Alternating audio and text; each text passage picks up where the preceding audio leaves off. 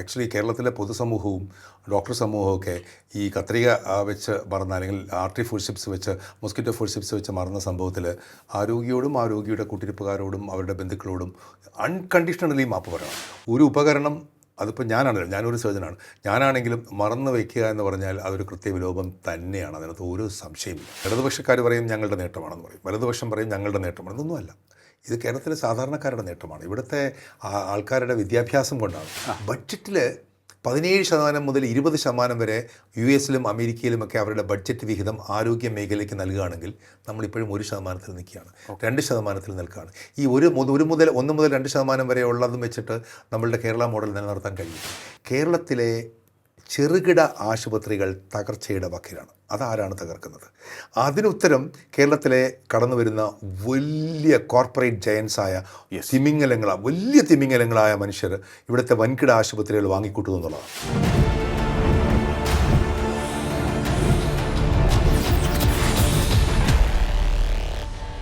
നമസ്കാരം, ടോക്കിംഗ് പോയിന്റിലേക്ക് സ്വാഗതം. പേര് കേട്ട കേരള ആരോഗ്യ മേഖലയ്ക്ക് എന്താണ് സംഭവിക്കുന്നത്? ചികിത്സാ പിഴവുകളുടെ ഘോഷയാത്രയിൽ നിന്നും എന്താണ് നമ്മൾ മനസ്സിലാക്കേണ്ടത്? സർക്കാർ സംവിധാനങ്ങൾ, അതായത് നമ്മുടെ മെഡിക്കൽ കോളേജുകൾ ഉൾപ്പെടെയുള്ള ആശുപത്രികൾ ഏറ്റവും നവീനമായ ചികിത്സാ സൗകര്യങ്ങളോടുകൂടി മികച്ച ചികിത്സ രോഗികൾക്ക് നൽകാൻ പ്രാപ്തമായി നിൽക്കുമ്പോൾ ആ സംവിധാനത്തെ തകർക്കാൻ ആരെങ്കിലും ഗൂഢമായി ശ്രമം നടത്തുന്നുണ്ടോ? പരിശോധിക്കാൻ നമുക്ക് സമഗ്രമായ ചർച്ചയിലേക്ക് കടക്കാം. നമ്മോടൊപ്പം ചേരുകയാണ് IMA ദേശീയ കൺവീനർ ഡോക്ടർ സുൽഫി നുഹു. നമസ്കാരം ഡോക്ടർ. നമസ്തേ. ടോക്കിംഗ് പോയിന്റിലേക്ക് സ്വാഗതം. ഡോക്ടർ, ഈ ചികിത്സാ പിഴവുകൾ നമ്മളെപ്പോഴും പണ്ടൊക്കെ മുതൽ അഭിമാനിക്കുന്നതാണ്, എന്നും എപ്പോഴും നെഞ്ചുവിരിച്ചതെന്ന് പറയുന്നതാണ് കേരളത്തിലെ ആരോഗ്യരംഗം ലോകത്തിന് മാതൃകയാണെന്ന്. ഈ മാതൃകാ സ്ഥാപനങ്ങളിൽ ഇന്ന് എന്താണ് സംഭവിക്കുന്നത്? ഒന്നിനു പിറകെ ഒന്നായിട്ട് ചികിത്സാ പിഴവുകൾ വന്നുകൊണ്ടിരിക്കുകയാണ്. ഒരു രോഗിയെ ഓപ്പറേറ്റ് ചെയ്ത് വയറിനകത്ത് ഉപകരണങ്ങൾ വെച്ച് തുന്നിക്കെട്ടി വീണ്ടും അവർക്ക് വരേണ്ടി വരുന്നു, സമരം ചെയ്യേണ്ടി വരുന്നു. വളരെ ദുഃഖകരമായിട്ടുള്ള സാഹചര്യമല്ലേ? ആബ്സല്യൂട്ട്ലി. ഇതിപ്പം ഫസ്റ്റ് ആൻഡ് ഫോർമോസ്റ്റ് ആക്ച്വലി കേരളത്തിലെ പൊതുസമൂഹവും ഡോക്ടർ സമൂഹവും ഒക്കെ ഈ കത്രിക വെച്ച് മറന്ന അല്ലെങ്കിൽ ആർട്ടി ഫുൾഷിപ്സ് വെച്ച് മൊസ്കിറ്റോ ഫുൾഷിപ്സ് വെച്ച് മറന്ന സംഭവത്തിൽ ആ രോഗിയുടെ കൂട്ടിരിപ്പുകാരോടും അവരുടെ ബന്ധുക്കളോടും അൺകണ്ടീഷണലി മാപ്പ് പറയണം. ഒരു സംശയമില്ല, അവിടെ ഒരു മിസ്റ്റേക്ക് ആണ്. അതിപ്പോൾ ആര് ചെയ്തു, എങ്ങനെ പറ്റി, എന്ത് ചെയ്തു എന്നൊക്കെ പറയുന്ന സംവിധാനങ്ങളൊക്കെ വേറെ. എന്തുകൊണ്ടാണ് പാകപ്പിഴ വന്നത് രണ്ടാമതാണ്. ഒരു ഉപകരണം, അതിപ്പോൾ ഞാനാണല്ലോ, ഞാനൊരു സർജനാണ്, ഞാനാണെങ്കിലും മറന്നു വയ്ക്കുക എന്ന് പറഞ്ഞാൽ അതൊരു കൃത്യവിലോപം തന്നെയാണ്. അതിനകത്ത് ഒരു സംശയമില്ല. പിന്നെ പക്ഷേ വേറെ ഈ ആരോഗ്യ മേഖലയെ പറ്റി നമ്മളൊരു ഡെഫിനിഷൻ നമ്മൾ പറയും. പക്ഷേ അപ്പോൾ നമ്മൾ ഓർക്കേണ്ട ഒരു കാര്യം, ഈ എന്താ പറയുക, ഇടതുപക്ഷക്കാർ പറയും ഞങ്ങളുടെ നേട്ടമാണെന്ന് പറയും, വലതുപക്ഷം പറയും ഞങ്ങളുടെ നേട്ടമാണ്. ഇതൊന്നുമല്ല, ഇത് കേരളത്തിലെ സാധാരണക്കാരുടെ നേട്ടമാണ്. ഇവിടുത്തെ ആൾക്കാരുടെ വിദ്യാഭ്യാസം കൊണ്ടാണ്. ലിറ്ററസി അങ്ങനെ തന്നെയാണ്. ഞങ്ങൾ പഠിക്കുന്ന സമയത്ത് ഞങ്ങളുടെ ടെക്സ്റ്റ് ബുക്കിൽ കൃത്യമായി കേരള മോഡൽ എന്ന് പറഞ്ഞൊരു ചാപ്റ്ററുണ്ട്. ചാപ്റ്ററിൽ ഒരു പാട്ടുണ്ട്. ആ പാട്ടിനകത്ത് വളരെ കൃത്യമായി പറയുന്നുണ്ട്, that is due to the high literacy, high women literacy, അങ്ങനെയുള്ള കാര്യങ്ങളാണ് പറയുന്നത്. അല്ലാതെ ഇവിടുത്തെ ഡോക്ടർമാരുടെ കഴിവുകൊണ്ടെന്നാണെന്നോ ഏതെങ്കിലും ഭരണം കൊണ്ടാണെന്നോ ഇല്ല. ഇതേ ഭരണവും ഇതേ കാര്യങ്ങളും ഒക്കെ കൊണ്ട് ഉത്തർപ്രദേശിലോ ബീഹാറിലോ വെച്ചാൽ ഇത് ഈ നില വരില്ല. കാരണം അവിടുത്തെ ആൾക്കാർക്ക് വിദ്യാഭ്യാസം ജനങ്ങളുടെ ക്രെഡിറ്റാണ്. അതാണ് അതിനകത്തുള്ള സത്യാവസ്ഥ. തീർച്ചയായിട്ടും. മറ്റൊന്ന് ഡോക്ടർ ഇപ്പോൾ ഇടയ്ക്ക് പറഞ്ഞു പോയൊരു കാര്യം, സ്ത്രീകളുടെ വിദ്യാഭ്യാസ നിരക്ക്, ലിറ്ററസി നിരക്ക് കൂടുന്നത്, അതും ഈ ഒരു വിഷയത്തിൽ വലിയൊരു പങ്ക് വഹിക്കുന്നു. വാക്സിനേഷൻ എടുക്കുന്ന കാര്യത്തിൽ, കുട്ടികൾക്ക് ബ്രസ്റ്റ് ഫീഡിങ് നൽകുന്ന കാര്യത്തിൽ, കുട്ടികളുടെ വിദ്യാഭ്യാസപരമായ കാര്യങ്ങളിൽ, എല്ലാ കാര്യങ്ങളിലും സ്ത്രീകളുടെ വിദ്യാഭ്യാസത്തിന് ഗണ്യമായൊരു തോതുണ്ട്. അത് ഈ ജാതി മത വ്യത്യാസങ്ങളില്ലാതെ എല്ലാ വിഭാഗങ്ങളിലും ഉന്നത വിദ്യാഭ്യാസമുള്ള സ്ത്രീകളുണ്ട് എന്നുള്ളത് വലിയൊരു ക്രെഡിറ്റാണ് കേരളത്തിന്. അതും കൂടെ ചേർന്നിട്ടുകൊണ്ടാണ് കേരളത്തിന് ആരോഗ്യപരമായ നേട്ടം ഉണ്ടാകുന്നത്. പക്ഷേ നമ്മളിപ്പോൾ നോക്കുകയാണെന്നുണ്ടെങ്കിൽ ആലപ്പുഴയിലെ കേസ് എടുത്ത് പരിശോധിക്കുകയാണെന്നുണ്ടെങ്കിൽ ഒരു ഡോക്ടർ പറഞ്ഞത് 50 വർഷം വേണമെങ്കിൽ അത് വയറ്റിനകത്ത് കിടന്നാൽ ഒരു കുഴപ്പം സംഭവിക്കില്ല. ഇങ്ങനെയാണോ ഒരു ഉത്തരവാദിത്തപ്പെട്ട ഡോക്ടർ പ്രതികരിക്കേണ്ടത് എന്നത് ഒരു കാര്യം. രണ്ട്, ഒരു ഉപകരണം, അതൊരു മെറ്റൽ നമ്മുടെ ശരീരത്തിൻ്റെ ഉള്ളിൽ വെച്ച് തുന്നിക്കെട്ടി കഴിഞ്ഞാൽ അത് നമുക്ക് പ്രശ്നങ്ങളുണ്ടാക്കില്ലേ? ആരോഗ്യ പ്രശ്നങ്ങൾ ഗുരുതരമായിട്ടുള്ള. ആ ഡോക്ടർ അങ്ങനെ പറഞ്ഞത് നമ്മുടെയൊക്കെ സീനിയറായിട്ടുള്ള ഒരു കൊളീഗാണ്. Very very unfortunate. അതെനിക്ക് പറയാതിരിക്കാൻ നിവൃത്തിയില്ല. അങ്ങനെ ഒരിക്കലും നമ്മൾ പറയാൻ പാടില്ല. ഒരു 50 വർഷം ഇരുന്നാലും കുഴപ്പമില്ല എന്ന്. ഒരു ഇൻറ്റേർണൽ ഡിസ്കഷനിൽ ഇൻറ്റേർണൽ ഡിസ്കഷൻ മീൻസ് ഡോക്ടർമാരുടെ സമ്മേളനങ്ങളിൽ അല്ലെങ്കിൽ ഇത്തരം കേസുകൾ ചർച്ച ചെയ്യുന്ന സമയത്ത് ഇങ്ങനെയുള്ള വാദമുഖങ്ങൾ ഉന്നയിക്കുകയും അതുകൾ ചർച്ച ചെയ്യുകയും ചെയ്യുന്നതിന് ഒരു തെറ്റുമില്ല. പക്ഷേ നമ്മുടെ ഒരു തെറ്റ് പറ്റി ഒരു ഉപകരണം ഉള്ളിലായിട്ട് അത് 50 കൊല്ലവും ഇരുന്നാൽ കുഴപ്പമില്ല എന്ന് പറയാൻ ഒരിക്കലും പാടില്ല. അത് ഒരു സംശയമില്ല. അപ്പം നമ്മൾ അങ്ങനെ ഒരു നിലപാടെടുക്കുമ്പോൾ തന്നെ നമ്മൾ അവരോട് അവരുടെ ആ രോഗിയുടെ ബുദ്ധിമുട്ടിനെക്കുറിച്ച് ഒരു നിമിഷം പോലും ആലോചിക്കാൻ നമുക്ക് പറ്റുന്നില്ല എന്നുള്ളൊരു കാര്യം ആ കാര്യത്തിലുണ്ട്. അവിടെ അവർക്ക് ആ കാര്യത്തിൽ തെറ്റുപോയി. എന്തുകൊണ്ട് പറ്റി കോവിഡിൻ്റെ സമയത്താണ് പുള്ളിക്കാരി ആ ഡോക്ടറല്ല ഓപ്പറേഷൻ ചെയ്തതെന്ന് പറയുന്നത്, മറ്റൊരു ഡോക്ടറാണ് ഓപ്പറേഷൻ ചെയ്തതെന്ന് പറയുന്നത്, അതൊക്കെ സാധ്യമായിരിക്കാം. കോവിഡിൻ്റെ സമയത്തുണ്ടായിരുന്ന റെസ്ട്രിക്ഷൻസും ഇതൊരു ക്യാൻസർ ആണോ എന്ന് സസ്പെക്ട് ചെയ്ത സർജറിയും ഒക്കെയാണ്. അതൊന്നും എക്സ്ക്യൂസ് അല്ല, നോ എക്സ്ക്യൂസ്. ഉപകരണം ഉള്ളിൽ വെക്കാൻ പാടില്ല. അപ്പോൾ അവിടെ ചെറിയൊരു വേറൊരു പ്രോബ്ലം ഉണ്ട്. ഈ പൊതുസമൂഹം ഈ കാര്യത്തെ നെഗ്ലിജൻസ് അല്ല എന്ന് പറഞ്ഞില്ലെങ്കിൽ എല്ലാത്തിനെയും നെഗ്ലിജൻസ് എന്ന് പറയും, എല്ലാത്തിനെയും ചികിത്സാ പിഴവ് എന്ന് പറയും. അതിലേക്ക് കൊണ്ടെത്തിക്കാൻ ഇത് കാരണമായി. ഇവിടെ ഒരു ചികിത്സാ പിഴവുണ്ട്, സംശയമില്ല. അവിടെ മറ്റു കാരണങ്ങളെയും കൂടെ എല്ലാം ചികിത്സാ പിഴവ് എന്നുള്ള അപ്പോൾ രോഗി ആശുപത്രി എന്നോട് ഇന്ന് രാവിലെയും കൂടി ഒരു യുവ ഡോക്ടർ വിളിച്ച് പറയുന്നു, ഇങ്ങനെ കാര്യങ്ങളുണ്ട്, ഞങ്ങൾ എമർജൻസി മെഡിസിനിലാണ്, കാഷ്വാലിറ്റിയിൽ വർക്ക് ചെയ്യുന്ന ഡോക്ടറാണ്, നിൽക്കാൻ പേടിയാണ്, ഇതിനൊക്കെ അറ്റൻഡ് ചെയ്യുന്നതിനെക്കാട്ടി റെഫർ ചെയ്യുന്നതല്ലേ നല്ലത്, ഭയം. അതിലേക്ക് എത്തിച്ചില്ല. അത് വളരെ ഡിഫെൻസീവ് മെഡിസിനിലേക്ക് പോകും. അവർക്ക് എല്ലാം ചികിത്സിച്ചാൽ ബുദ്ധിമുട്ടുള്ള ചില നിർഭാഗ്യവശാൽ ചില രോഗികൾ മരിക്കും. അപ്പോൾ അതെല്ലാം ചികിത്സാ പിഴവെന്ന രീതിയിലേക്ക് സമൂഹം കാണുന്നതിലേക്ക് കൊണ്ടെത്തിക്കും ഇത്തരം പിഴവുകൾ. വേറൊരു കാര്യം, അക്കാര്യത്തിൽ തന്നെ ഒരു ക്ലാരിറ്റി വരുത്തേണ്ടതുണ്ട്. അതായത് സർജറിക്ക് ആവശ്യമായ ഉപകരണങ്ങളുടെ എണ്ണം എടുക്കുന്നൊരു സംഭവം ഡോക്ടർ ലളിതാംബിക പറയുകയുണ്ടായി. അത് ആദ്യമേ രേഖപ്പെടുത്തണം. അതാരാണ് രേഖപ്പെടുത്തേണ്ടത്? എണ്ണത്തിൽ കുറവുണ്ടായി, ആ ഒരു വിഷയം ഇത്തരത്തിലുള്ള ചികിത്സയെയും സർജറിയെയും ഒക്കെ തന്നെ ബാധിക്കുന്നു എന്ന് പറയുകയുണ്ടായി. ഒരു പക്ഷേ ഈ നമ്മുടെ ചർച്ചയിൽ ഏറ്റവും റിലവൻ്റ് ആയിട്ടുള്ള ക്വസ്റ്റ്യൻ അതാണ്. ഇത് ആരെങ്കിലും ശിക്ഷിക്കുന്നതിന് പകരം ഇതെങ്ങനെ പരിഹരിക്കാം എന്നുള്ളതിനെക്കുറിച്ച് നാം പൊതുസമൂഹവും ആരോഗ്യ മേഖലയും ഡോക്ടർമാരും ഉൾപ്പെടെ ചർച്ച ചെയ്യണം. നമ്മൾ ഇവിടെ എല്ലാ വിദേശ രാജ്യങ്ങളിലും നമ്മുടെ ചില സ്ഥാപനങ്ങളിലും, നമ്മുടെ ചില സർക്കാർ സ്ഥാപനങ്ങളിലും, മെജോറിറ്റി പ്രൈവറ്റ് സ്ഥാപനങ്ങളിലും ഈ ഒരു സംവിധാനമുണ്ട്. അതായത് ഒരു സ്ക്രബ് നഴ്സ് എന്ന് വെച്ചാൽ കൺഫ്യൂസ് ചെയ്യാണ്, പലർക്കും കൺഫ്യൂഷനോട് ഈ സ്ക്രബ് നഴ്സ് എന്താണ്, ഫ്ലോർ നഴ്സ് എന്താണ്, സർക്കുലേറ്റിംഗ് നഴ്സ് എന്താണ്. സ്ക്രബ് നഴ്സ് എന്ന് വെച്ചാൽ ഞാൻ ഓപ്പറേഷൻ ചെയ്യുകയാണെങ്കിൽ എന്നോടൊപ്പം വാഷ് ചെയ്ത് ഗ്ലൗസ് ഇട്ട് ഓപ്പറേഷന് എന്നെ അസിസ്റ്റ് ചെയ്യുന്ന നഴ്സ്. ഓക്കെ. അപ്പം ഞാനും സർജനാണ്. അപ്പോൾ എന്നോടൊപ്പം വരുമ്പോൾ ഞാൻ എന്തൊക്കെ ഉണ്ടെന്ന് നോക്കുക, എന്തൊക്കെ ഇൻസ്ട്രുമെൻറ്റ്സ് ഉണ്ടെന്ന് അവർ പറയും, എന്തൊക്കെയാണ് എത്ര പാക്ക് എടുത്തിട്ടുണ്ടെന്ന് പറയും. ഞാനിപ്പം നേസൽ സർജറിയാണ് ചെയ്യുന്നത്, എത്ര പാക്ക് അവർ എടുത്തിട്ടുണ്ടെന്ന് പറയും, അതിൻ്റെ കണക്കുകൾ പറയും. പക്ഷേ ഐഡിയലി അത് മാത്രം പോരാ, നമുക്കൊരു ഫ്ലോർ നഴ്സ് വേണം. ഫ്ലോർ നഴ്സ് എന്ന് വെച്ചാൽ അവർ പുറത്ത് നിൽക്കുകയാണ്, വാഷ് ചെയ്ത് ഗ്ലൗസ് ഇട്ട് ഓപ്പറേഷൻ ടേബിളിൽ കയറുന്നില്ല, പക്ഷേ തിയേറ്ററിനകത്ത് തന്നെയുണ്ട്, ആ റൂമിനകത്ത് തന്നെയുണ്ട്. അപ്പോൾ അവർ കണക്കെടുക്കും, കണക്കുകൾ എഴുതി വയ്ക്കും. ലോകാരോഗ്യ സംഘടന പറയുന്നത് അത് വിളിച്ച് പറയണമെന്നാണ്. 20 ആർട്ടറി ഫോഴ്സിപ്സ്, 2 കത്രിക, ഇത്രയും സ്പഞ്ച്. അപ്പോൾ അവർ റിപ്പീറ്റ് ചെയ്യുന്നു, 20 കത്രിക. ഇത് പറയുന്നു തുടങ്ങുന്നതിന് മുൻപ്, ഓപ്പറേഷൻ തുടങ്ങുന്നതിന് മുൻപ്. ഇതാണ് ലോകാരോഗ്യ സംഘടനയുടെ ക്രൈറ്റീരിയ. അവരുടെ ഫ്ലോർ നഴ്സിൻ്റെ ഡ്യൂട്ടിയാണ്. ഓപ്പറേഷൻ കഴിയുമ്പോൾ, സർജറി കഴിയുമ്പോൾ വീണ്ടും നമ്മൾ സെർച്ച് ചെയ്യും, ക്ലോസ് ചെയ്യുന്നതിന് മുമ്പ്. ഇത് അടച്ചു കഴിഞ്ഞാൽ പിന്നെ എടുക്കാൻ പറ്റില്ല, എന്തെങ്കിലും ഉണ്ടെങ്കിൽ വീണ്ടും ചെക്ക് ചെയ്ത് ഉറച്ച് വിളിച്ച് പറയണമെന്നാണ്. ഉറച്ച് പറഞ്ഞുകൊണ്ട് ലൗഡായിട്ട് പറഞ്ഞ്, അപ്പം ഡോക്ടറും കേൾക്കാണ്, സർജനും കേൾക്കാണ്, രണ്ട് പറയുന്നു 20. അത് മാത്രവുമല്ല, ഒരു വൈറ്റ് ബോർഡിൽ ഓപ്പറേഷൻ തിയേറ്ററിനകത്ത് തന്നെ ഉപകരണങ്ങളുടെ എണ്ണം എഴുതിയിടുന്നു. ഔട്ടാവും. അതായത് പേഷ്യൻ്റ് ഇത് കഴിഞ്ഞിട്ട് ക്ലോസ് ചെയ്യുന്നു, ഓപ്പറേഷൻ കഴിഞ്ഞ് മൂന്നെല്ലാം തുന്നിക്കെട്ട് കഴിഞ്ഞ് വീണ്ടും കൗണ്ട് എടുക്കുന്നു. അപ്പോൾ ഈ 3 തവണയും നമ്മൾ കൗണ്ട് എടുത്തിട്ട് അവിടെ എഴുതിയിടണമെന്നാണ്. 20 ആർട്ടറി ഫോർസിപ്സ് എടുത്തു, 20 കത്രിക അല്ലെങ്കിൽ 2 കത്രിക എടുത്തു, 2 കത്രിക പുറത്ത് വന്നു, ഇനി എഴുതിയിടണമെന്നാണ്. എഴുതിയിട്ടില്ലെങ്കിൽ പോലും അതിനുള്ള സംവിധാനമൊക്കെ ചിലപ്പോൾ നമുക്ക് എത്രയും സമയവും സാവകാശവും നമ്മുടെ സർക്കാർ സംവിധാനങ്ങളിൽ കിട്ടിയിരിക്കുക. ഫ്ലോർ നഴ്സ് ഉണ്ടാവണം, യാതൊരു സംശയമില്ല. ഈ കൗണ്ട് എടുക്കണം. എനിക്ക് ഇത് കേട്ടുകൊണ്ടിരിക്കുന്ന യുവ ഡോക്ടർമാരോടും ആശുപത്രിക്കാരോടും ഒക്കെ ജീവനക്കാരോടും ഒക്കെ പറയുന്നതാണ്, എന്ത് സംവിധാനത്തിലാണെങ്കിലും വാഷ് ചെയ്ത് ചെയ്യുന്ന നഴ്സ് കൂടാതെ ഒരു ഫ്ലോർ നഴ്സ് ഉണ്ടാവണം. അവർ കൗണ്ടുകൾ എണ്ണി തിട്ടപ്പെടുത്തണം. അല്ലെങ്കിൽ ഇതിന് കൂടുതൽ അപകടങ്ങളും ഇത്തരം ഒരു സാധ്യതയുണ്ട്. ഒരാളുടെ ജീവൻ നഷ്ടപ്പെട്ടു പോവുകയും ഇത്രയും കോൺട്രവേഴ്സികളിലേക്ക് ഇപ്പോൾ നമ്മൾ എന്ത് നല്ല കാര്യം ചെയ്താലും ഇതിനകത്ത് ഒരുപാട് ടെക്നിക്കൽ കാര്യങ്ങളുണ്ട്. അത് നമ്മൾ ഈ മറ്റു ഡോക്ടർ ഇങ്ങനെ ഒരു വാദഗതി ഉന്നയിച്ചതോടുകൂടി നമുക്കൊന്നും പറയാൻ പറ്റാത്ത സിറ്റുവേഷനിൽ പോലുമാണ് ഇങ്ങനെ ഒരു കാര്യങ്ങൾ സംഭവിച്ച് പോകാം. ശരിയാണെന്നല്ല, അങ്ങനെ പോകാം. അതായത് അത് ഒഴിവാക്കാനുള്ള കാരണങ്ങൾ നമ്മൾ കണ്ടെത്തിക്കൊണ്ടേയിരിക്കണം. ഓരോ തവണയും നമ്മളതിനെ റിഫൈൻ ചെയ്ത് ഏറ്റവും കുറ്റമറ്റതാക്കാൻ ശ്രമിച്ചുകൊണ്ടിരിക്കണം. അപ്പോൾ ഈ അബ്ഡമിനെ നമ്മൾ തുറക്കുമ്പം രക്തം പോകുന്ന വലിയൊരു കടലാണ്. അതിനകത്തുള്ള അവയവങ്ങളൊക്കെ ഇരിക്കുന്നതിനിടയ്ക്ക് അതിനകത്തൊരു ചെറിയൊരു ആർട്ടറി ഫോർസിപ്സ് മനുഷ്യനാണ്. അത് മിസ് ചെയ്ത് പോകാതിരിക്കാനുള്ള കാര്യങ്ങൾ വീണ്ടും ചെയ്ത് ഉറപ്പിക്കുക എന്നുള്ളൊരു ബാധ്യതയുണ്ട്. അതിനകത്ത് യാതൊരു സംശയമില്ല അവിടെ ഒരു തെറ്റ് പറ്റി എന്നുള്ളതിന്. ഡോക്ടർ, ഇത് ചോദിക്കാൻ കാര്യം എന്ന് വെച്ചാൽ അധികം മുൻപല്ലാതെ കോഴിക്കോട് നിന്നും ഇത്തരത്തിലൊരു സംഭവം വന്നിരുന്നു.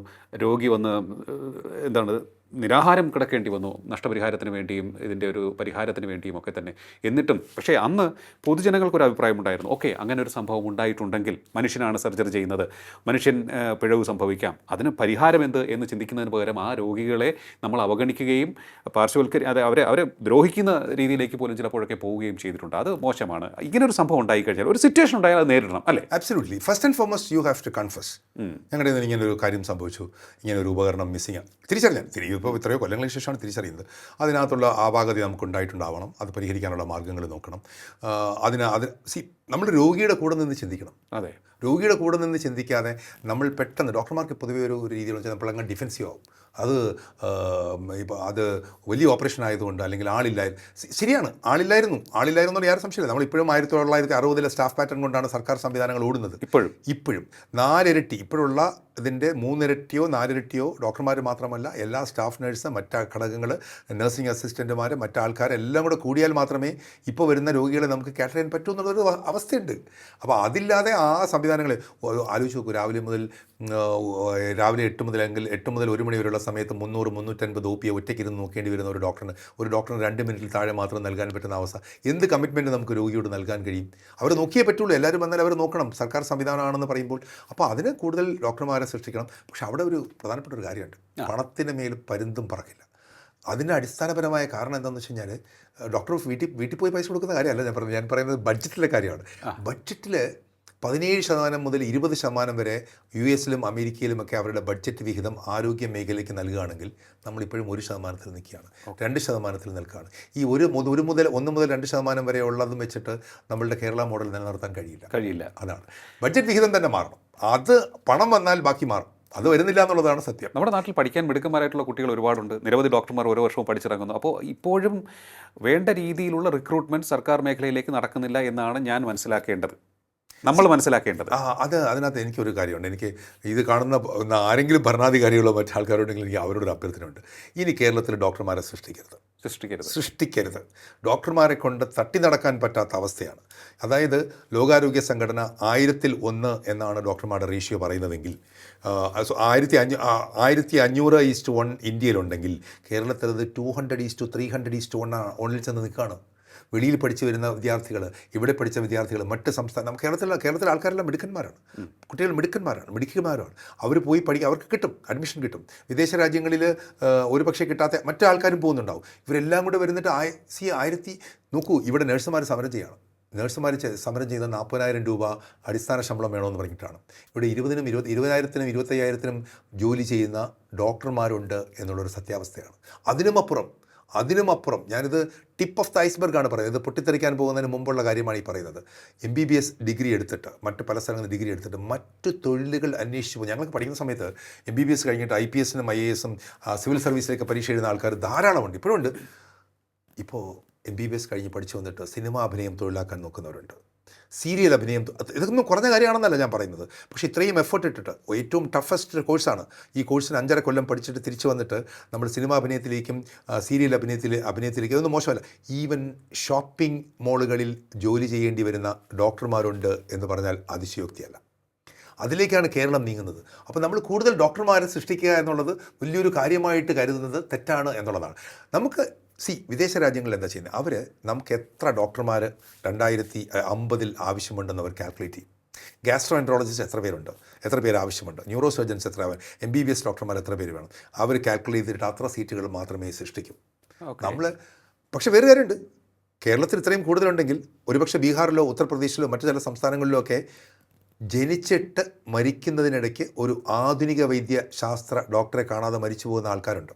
അവിടെ സ്കാർസിറ്റി. ഇവിടെ കൂടുതലും അവിടെ വളരെ കുറവ് നിൽക്കുന്നൊരവസ്ഥയുണ്ട്. അതേസമയം നമ്മുടെ ഡോക്ടർമാർ അല്ലെങ്കിൽ നമ്മുടെ കുട്ടികൾ മറ്റ് സംസ്ഥാനങ്ങളിൽ പോയി ജോലി ചെയ്യാൻ റിലക്റ്റഡാണ്. ചിലപ്പോൾ അവർ വിദേശ രാജ്യങ്ങളിൽ പോകും, മറ്റ് സംസ്ഥാനങ്ങളിൽ പോയി ജോലി ചെയ്യാൻ, ഉൾനാടൻ സംസ്ഥാനങ്ങൾ അല്ലെങ്കിൽ അവികസിത സംസ്ഥാനങ്ങളിൽ പോകാൻ മടിയുള്ള ഡോക്ടർമാരും കൂടെയുണ്ട്. ഇതുകൂടി നാം കണ്ടറിയേണ്ടതായിട്ടുണ്ടെന്ന് തോന്നുന്നു. അതെ, തീർച്ചയായിട്ടും ഡോക്ടർ പറഞ്ഞത് വളരെ വാസ്തവമായിട്ടുള്ള കാര്യമാണ്. എനിക്ക് തോന്നുന്നു ഒരു 2010-15 2010 മറ്റുമാണ് ഞാൻ ഡൽഹിയിൽ ജോലി ചെയ്യുന്ന ഒരു ഡോക്ടറോട് സംസാരിച്ചപ്പോൾ, ഒരു സുഹൃത്ത് അദ്ദേഹത്തോട് സംസാരിച്ചപ്പോൾ പറയുന്നത്, ബീഹാറിൽ നിന്നൊക്കെ ആൾക്കാർ ഡോക്ടറെ കാണാൻ വേണ്ടി പരിശോധന നടത്താനോ ചികിത്സയ്ക്കുമൊക്കെ ആയിട്ട് വന്ന് ടെൻ്റ് അടിച്ച് അവിടെ ആശുപത്രി പരിസരത്ത് താമസിക്കേണ്ട ഗതികേടിലാണ് ആ സംസ്ഥാനം എന്നാണ് പറയുന്നത്. അതിന് ചിലപ്പോൾ ഞാൻ കുറച്ചു നാൾ മുമ്പ് സംസാരിച്ചപ്പോൾ അതൊക്കെ ഏകദേശം മാറി വരുന്നു എന്നൊക്കെയാണ് പറയുന്നത്. പക്ഷേ നമ്മുടെ കേരളത്തിലേക്ക് വരുമ്പോൾ കേരളത്തിന് തനതായ ഒരു മാതൃക സൃഷ്ടിക്കാൻ സാധിച്ചു. അന്നത്തെ വഴികാട്ടികളായവർക്ക് നമുക്ക് നന്ദി പറയാം. പക്ഷേ ഞാനൊന്ന് ചോദിച്ചോട്ടെ ഡോക്ടർ, ഈ കൈ മാറി ശസ്ത്രക്രിയ ചെയ്യുന്നത് എങ്ങനെയാണ്? ഒരു കുട്ടിയുടെ ഇടത് കൈക്ക് പകരം വലത് കൈ ശസ്ത്രക്രിയ ചെയ്യുന്നു, അല്ലെങ്കിൽ ഒരു കുട്ടിയുടെ കൈ ശസ്ത്രക്രിയയിലൂടെ നഷ്ടപ്പെടുന്നു. നെഗ്ലിജൻസ് മൂലം ഒരാളുടെ ജീവിതം ശേഷിക്കുന്ന കാലം അത്രയും ദുരിതപൂർണ്ണമാവുക എന്ന് പറയുന്നത് വലിയൊരു പാതകം തന്നെയല്ലേ? ആബ്സല്യൂട്ട്ലി. ഇതിനകത്ത് ഞാൻ വീണ്ടും ഒന്നുകൂടെ പറയാം, ഇവിടെയും ഒരു ഡിഫൻസ് ഒന്നുമില്ല. നെഗ്ലിജൻസ് എന്ന് പറഞ്ഞാൽ നമ്മളിപ്പം അത് ക്രിമിനൽ നെഗ്ലിജൻസിനെ കുറിച്ച് നമ്മുടെ ലോകാരോഗ്യ സംഘടനയും അതേ സുപ്രീം കോടതിയൊക്കെ തന്നെ ഡിഫൈൻ ചെയ്ത് പറഞ്ഞിട്ടുണ്ട്. ചില കാര്യങ്ങൾ അവർ സൂചിപ്പിക്കുന്ന ചില ക്രൈറ്റീരിയസ് ആണ്. കൈമാറി ഓപ്പറേഷൻ ചെയ്യുക നെഗ്ലിജൻസ് ആണ്. ഉപകരണം മുള്ളിൽ വെച്ച് മറക്കുക നെഗ്ലിജൻസ് ആണ്. നിങ്ങൾ ക്രിമിനൽ, നിങ്ങൾ കുറ്റക്കാരാണ്, ഒരു സംശയമില്ല. മദ്യപിച്ച് അല്ലെങ്കിൽ എന്തെങ്കിലും ലഹരി പദാർത്ഥങ്ങളുടെ അടിമയായി നിന്ന് രോഗിയെ ഓപ്പറേഷനോ മറ്റു പ്രൊസീജിയേഴ്സോ ചെയ്യുന്നു, that is A negligence. But at the same time ചികിത്സയുടെ ഇടയിൽ ഒരു രോഗി മരിച്ചു പോവുക എന്ന് പറയുന്നത് എല്ലായ്പ്പോഴും നെഗ്ലിജൻസ് ആവണമെന്നില്ല.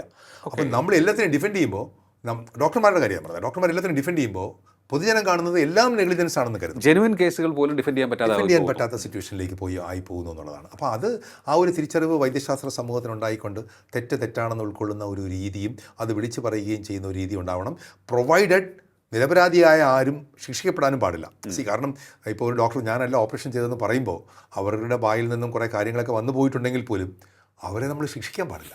കാര്യം അവരിൽ തെറ്റുപറ്റി വൈദ്യസമൂഹത്തിന് മുഴുവൻ പ്രശ്നങ്ങളുണ്ടാക്കി. പക്ഷേ അവരെ ശിക്ഷിക്കുന്നത് തെറ്റല്ല, മറ്റൊരാളാണ് ഓപ്പറേഷൻ.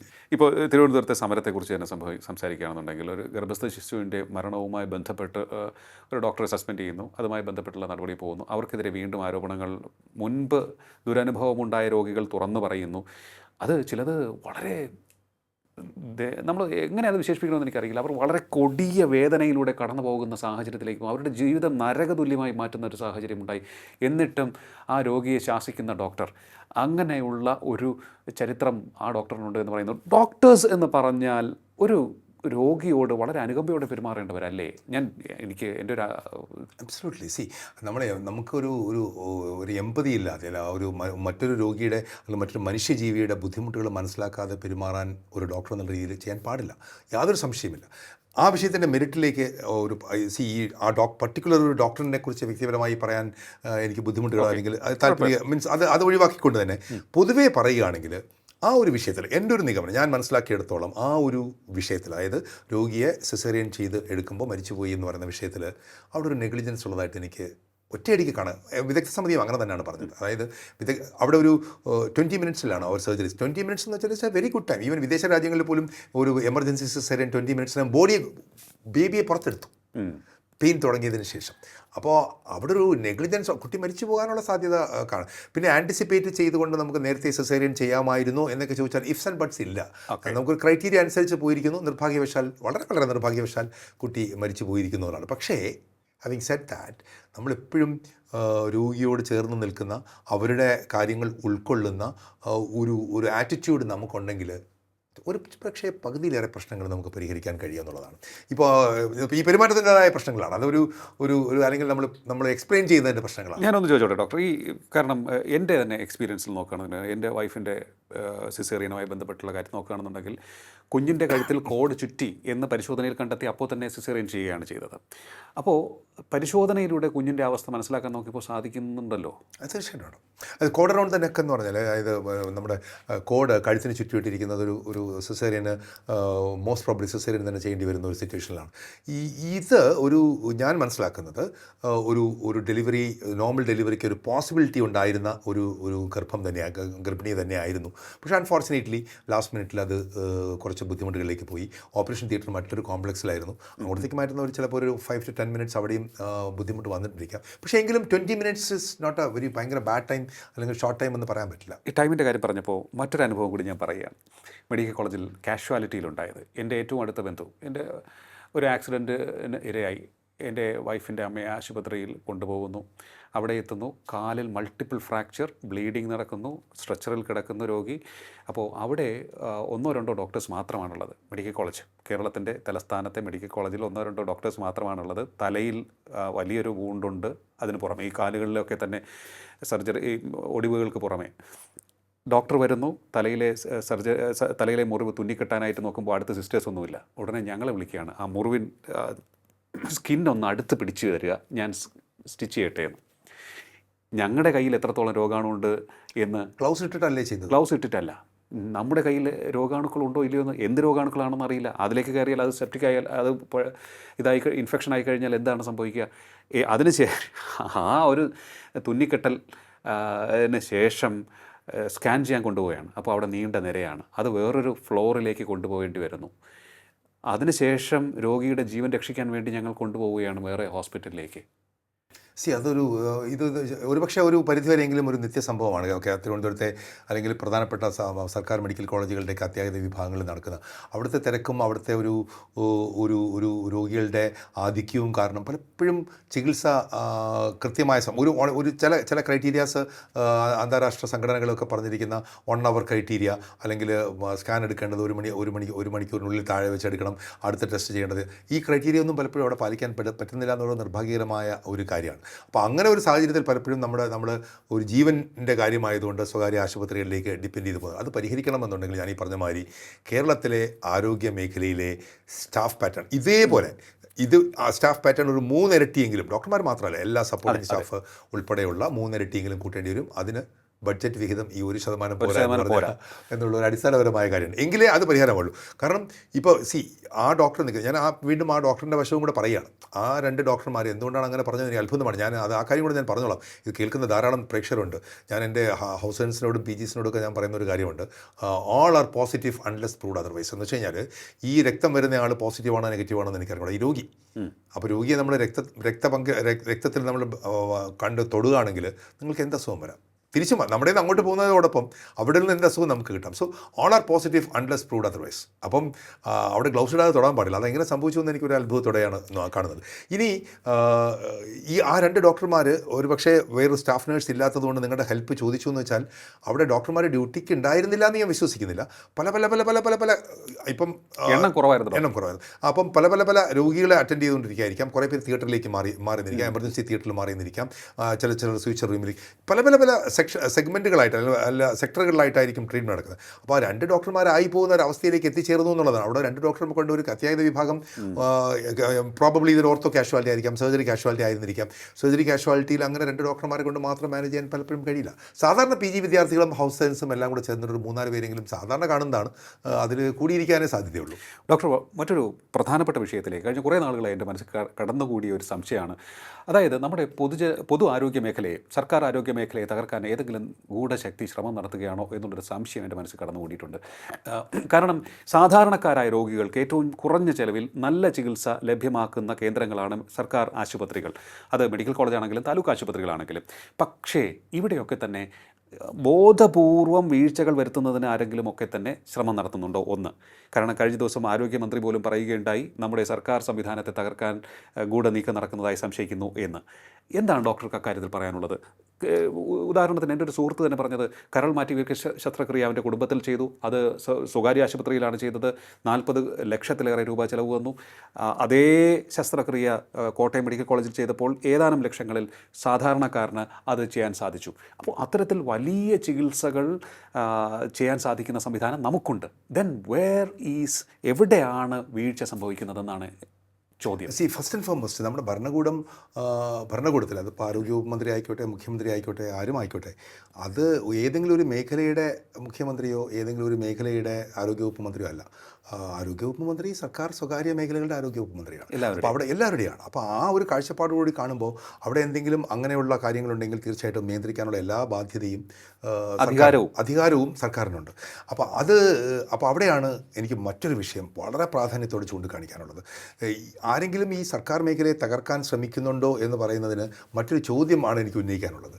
കേരളത്തിലെ ചെറുകിട ആശുപത്രികൾ തകർച്ചയുടെ വക്കിലാണ്. അതാരാണ് തകർക്കുന്നത്? അതിനുത്തരം കേരളത്തിലെ കടന്നു വരുന്ന വലിയ കോർപ്പറേറ്റ് ജയൻസായ വലിയ തിമിംഗലങ്ങളായ മനുഷ്യർ ഇവിടുത്തെ വൻകിട ആശുപത്രികൾ വാങ്ങിക്കൂട്ടുന്നു എന്നുള്ളതാണ്. ചില കമ്പനികളുടെ പേരൊന്നും പറയുന്നില്ല. ഈ കമ്പനികൾ നമ്മൾ ഊഹിക്കാൻ പറ്റാത്ത 10 മടങ്ങ് വിലയ്ക്ക് കേരളത്തിലെ വൻകിട ആശുപത്രികളെ വാങ്ങി വെച്ചിട്ടുണ്ട്. ഓക്കെ. അതെ, അവർ വാങ്ങിക്കുന്നത് ലക്ഷം കോടി രൂപയ്ക്കൊക്കെയാണ് ഓരോ ആശുപത്രികളെ വാങ്ങിക്കൂടി വെച്ചിരിക്കുന്നത്. അതായത് കേരളത്തിലെ പ്രധാനപ്പെട്ട ആശുപത്രികളെ. അതൊക്കെ അതിൻ്റെ ഉടമസ്ഥർ ഈ വില കേൾക്കുമ്പോൾ കൊടുത്തു പോകും. അവിടെയെല്ലാം വർക്ക് ചെയ്യാൻ അവരെ അനുവദിക്കുകയും ചെയ്യും. പക്ഷേ അവരുടെ പോളിസി മുഴുവൻ മാറും. അവരുടെ പോളിസി മുഴുവൻ മാറിക്കൊണ്ട് അവർ ഏറ്റെടുത്തുകൊണ്ടിരിക്കുകയാണ്. അപ്പോൾ സംഭവിച്ചുകൊണ്ടിരിക്കുന്ന മറ്റൊരു കാര്യമാണ് എനിക്ക് സർക്കാരിനെ ഓർമ്മിപ്പിക്കാനുള്ളത്. അങ്ങനെ സംഭവിക്കുമ്പോൾ നശിച്ചു പോകുന്നത് 1 ഡോക്ടർ, 2 ഡോക്ടർ അല്ലെങ്കിൽ 10 കിടക്കുള്ള ചെറുകിട ആശുപത്രികളാണ്. നമ്മൾ കേരളത്തിലെ ആരോഗ്യ മേഖലയെ പറ്റി നമ്മൾ വളരെ ശക്തമായി വാദിക്കുമല്ലോ. അപ്പോൾ കേരളത്തിലെ ആരോഗ്യ മേഖല റോൾ മോഡലായെങ്കിൽ അടിസ്ഥാനപരമായി അതിൻ്റെ കാരണം കേരളത്തിലെ ആൾക്കാരുടെ വിദ്യാഭ്യാസമാണെങ്കിൽ അതിനോടൊപ്പം ചേർന്ന് നിൽക്കുന്നത് ഈ ചെറുകിട ആശുപത്രികളായിരുന്നു. കേരളത്തിൻ്റെ നട്ടൽ. അതായത് ഗ്രാമാന്തരങ്ങളിൽ പോയാൽ ഒരു ഡോക്ടർ ഇരിക്കും, അവന് ഒരു ചെറിയ തുന്നലിടുക അല്ലെങ്കിൽ ഒരു ചെറിയ പനി ചികിത്സിക്കുക, വളരെ ചുരുങ്ങിയ ചിലവിൽ പോവുക. നമുക്ക് എല്ലാവർക്കും അറിയാം, നമ്മുടെയൊക്കെ വീടുകൾക്കടുത്തും ഗ്രാമങ്ങളിലൊക്കെ തന്നെ ഉണ്ട്. ഇപ്പോൾ അങ്ങനെ ഒരു ആശുപത്രി കണ്ടുപിടിക്കാൻ കഴിയുമോ? ശരിയാണ്. അതെല്ലാം പോയി. അതിനടച്ചുപൊട്ടിപ്പെട്ട് പോകാനുള്ള കാരണങ്ങൾ നയപരമായ ചെറിയ പോളിസികളിൽ ഉണ്ടായ വ്യതിയാനങ്ങൾ മൂലം തന്നെയാണ്. സർക്കാരിൻ്റെ വ്യതിയാനങ്ങളാണത്. അതും കൂടെ കാണണം, ഇനിയും കാണാൻ അവസരമുണ്ട്. അത് ക്ലിനിക്കൽ എസ്റ്റാബ്ലിഷ്മെൻറ്റ് ആക്ട് ആയിക്കോട്ടെ. അപ്പോൾ ഞങ്ങളെല്ലാവരും ഇന്ത്യൻ മെഡിക്കൽ അസോസിയേഷൻ പറഞ്ഞു, ഞങ്ങൾക്ക് ചെറുകിട ആശുപത്രികളെ സംരക്ഷിക്കണം, ഈ വലിയ ആശുപത്രികൾ ഇവരെല്ലാം വാങ്ങിക്കൂട്ടാം. ഞങ്ങൾക്കിതറിയാം, അവർ വാങ്ങിക്കൂട്ടാൻ പോവാണ്. ചെറുകിട ആശുപത്രികളെ സംരക്ഷിക്കണം. ചെറുകിട ആശുപത്രികളെ സംരക്ഷിക്കണമെങ്കിൽ ഈ ക്ലിനിക്കൽ എസ്റ്റാബ്ലിഷ്മെൻറ്റ് ആക്ടിൻ്റെ പരിധിയിൽ നിന്നും 15 കിടക്കുകളെങ്കിലും ഉള്ള ആശുപത്രികളെ ഒഴിവാക്കി തരണമെന്ന് ഞങ്ങൾ സർക്കാരിനോട് അഭ്യർത്ഥിച്ചു. അത് നടന്നിട്ടില്ല. ഡോക്ടർ, ഈ ക്ലിനിക്കൽ എസ്റ്റാബ്ലിഷ്മെൻറ്റ് ആക്ട് എന്ന് പറയുമ്പോൾ അതിൻ്റെ നിബന്ധനകൾ എന്തൊക്കെയാണ്? അപ്പോൾ ഈ ചെറിയ ആശുപത്രികളെ സംരക്ഷിക്കാൻ വേണ്ടി അതൊന്ന് ഒഴിവാക്കണമെന്ന് ഡോക്ടർ പറഞ്ഞു. എന്താണ് അതിൻ്റെ? അതായത് ക്ലിനിക്കൽ എസ്റ്റാബ്ലിഷ്മെൻറ്റ് ആക്ട് എന്ന് പറഞ്ഞാൽ ആശുപത്രികൾ, അതായത് സ്വകാര്യ മേഖലയിലുള്ള ആശുപത്രികളെ നിയന്ത്രിക്കുക എന്നുള്ള നിയന്ത്രിക്കുക മീൻസ് അവരുടെ പ്രവർത്തനങ്ങളിൽ ഒരു മോണിറ്ററിംഗ് കൊണ്ടുവരിക എന്നുള്ള സതുദ്ദേശത്തോടെ തന്നെ പറയും, സതുദ്ദേശത്തോടു കൂടി ചെയ്ത ഒരു ആക്ടാണിത്. ഇത് കേരളത്തിൽ മാത്രമല്ല, ഇന്ത്യയിലെ എല്ലാ സംസ്ഥാനങ്ങളിലുമുണ്ട്. ചില സംസ്ഥാനങ്ങളിൽ 50 കിടക്കകൾ 100 കിടക്കകൾ വരെ ഒഴിവാക്കി കൊടുത്ത സംസ്ഥാനങ്ങളുണ്ട്. വലിയ ആശുപത്രികളെ മാത്രം ഫോക്കസ് ചെയ്തു. ഇവിടെ തിരിച്ച് സംഭവിച്ചു. വൻകിട ആശുപത്രികളെ ഈ ഫോക്കസിലില്ല. അതാണ്, ഈ വൻകിട ആശുപത്രികൾ ക്ലിനിക്കൽ എസ്റ്റാബ്ലിഷ്മെൻറ്റ് ആക്ടിൻ്റെ ഫോക്കസിലില്ല. NABH അക്രഡിറ്റേഷൻ ഉണ്ട് എന്നുള്ള പേരിൽ ക്ലിനിക്കൽ എസ്റ്റാബ്ലിഷ്മെൻറ്റ് ആക്ടിൻ്റെ പേരിൽ നിന്നും ഈ വൻകിട ആശുപത്രികൾ ഒഴിവാക്കപ്പെടുകയും ഈ സ്കാനർ മുഴുവൻ ചെറുകിട ആശുപത്രികളുടെ മേലിൽ പതിക്കുകയും ചെയ്തു. അപ്പോൾ ഈ ആരോപണത്തിൽ കഴമ്പുണ്ടോന്നും ആൾക്കാർ തീരുമാനിക്കട്ടെ. അപ്പോൾ അതാണ്. അപ്പോൾ ഈ ആരോപണങ്ങൾ രാഷ്ട്രീയപരമായി ഇടതും വലതുമൊക്കെ അങ്ങനെ പറയുമായിരിക്കും.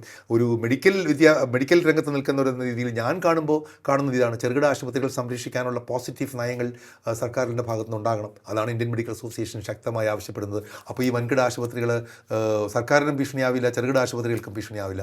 ഇന്ത്യൻ മെഡിക്കൽ അസോസിയേഷൻ ഡോക്ടർമാരുടെ സംഘടന ആയതുകൊണ്ട് തന്നെ ഡോക്ടർമാരാണ്. ഇനി മറ്റൊരു കാര്യം കൂടെ പറയണം, ഈ വൻകിട ആശുപത്രികളിൽ പോയാൽ, ഈ വലിയ കോർപ്പറേറ്റ് ജെയിൻസിൻ്റെ ആശുപത്രിയിൽ പോയാൽ ഡോക്ടർമാർക്ക് ഒരുപാട് ശമ്പളം കിട്ടുമെന്ന് വിചാരിക്കരുത്. അവർക്ക് ശമ്പളം ചെറുകിട ആശുപത്രികളെക്കാളും കുറവാണ്. അവർക്ക് മാത്രമല്ല, മറ്റ് സ്റ്റാഫിനും, നഴ്സിംഗ് സ്റ്റാഫ്, പാരാമെഡിക്കൽ സ്റ്റാഫ്. സാധാരണ രീതിയിൽ നമ്മൾ വലിയ വലിയ കമ്പനികളിലേക്ക് ജോലിക്ക് പോകുമ്പോൾ കൂടിയ ശമ്പളമാണല്ലോ. അല്ല, ഇവിടെ തിരിച്ചാണ്. അത് നിങ്ങളൊന്ന് നോക്കിയാൽ അറിയാൻ പറ്റും. ശമ്പളം കുറയുന്നൊന്ന് മാത്രമല്ല, ജോലിയെക്കുറിച്ചുള്ള റെസ്ട്രിക്ഷൻസും ജോലിയെക്കുറിച്ചുള്ള മാനദണ്ഡങ്ങളും. 50 സ്കാനർ എടുക്കണമെന്ന് പറയുന്നില്ലായിരിക്കാം, പക്ഷേ അവരുടെ മേലുണ്ടാകുന്ന നിയന്ത്രണങ്ങൾ കാഠിന്യമേറിയതുമാകും. ഞാനൊരു ഡോക്ടറാണ്, ഞാനൊരു ആശുപത്രി നടക്കുകയാണെങ്കിൽ, എൻ്റെ സുഹൃത്ത് എൻ്റെ കൂടെ ജോലി ചെയ്യുകയാണെങ്കിൽ ഞാൻ അദ്ദേഹത്തിന് വർക്കിംഗ് എൻവയോൺമെൻറ്റിൽ എല്ലാ സഹകരണവും നൽകും. 50,000 കോടി ചിലവാക്കിയ മുതലാളിക്ക് അവന് ലാഭം മാത്രമാണ് ഉച്ചം. എൻ്റെ കൂട്ടുകാരനാണെന്നോ എൻ്റെ അടുത്തുള്ള ആളെന്നോ ഒരു കൊളീഗാണെന്നുള്ള ഡോക്ടറാണെന്നുള്ള കൺസിഡറേഷൻ ഇല്ല, സ്റ്റാഫ് നഴ്സാണെന്നുള്ള കൺസിഡറേഷൻ ഇല്ല.